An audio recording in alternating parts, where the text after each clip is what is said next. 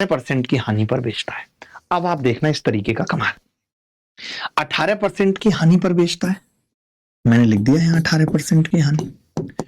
आपने कहा कि जी वो विक्रय मूल्य को 193 बढ़ा दे, यानी विक्रय मूल्य 193 रुपए बढ़ाया, ठीक है, चलेगा।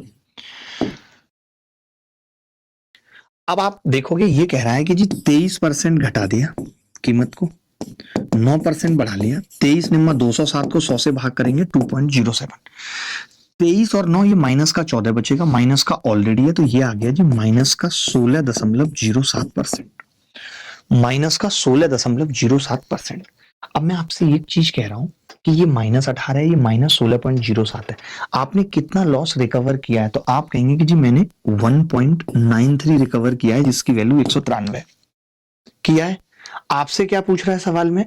इस बार एसपी यानी 82% की वैल्यू पूछ रहा है। आप ही बताइए, अगर ये इसका 100 गुना है तो 82% की वैल्यू 8200 होगी। यही सवाल का सही उत्तर है।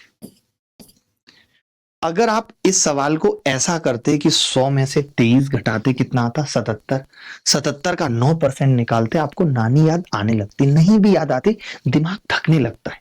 मैं ये जो सब बातें बता रहा हूं ये इसलिए कि पेपर में किसी भी सवाल को करते वक्त आपका दिमाग इतना ना थक जाए कि आगे के सवाल सरल भी ना तो वक्त बचे उनके लिए या फिर गलती होने लगे, और पेपर में होती है।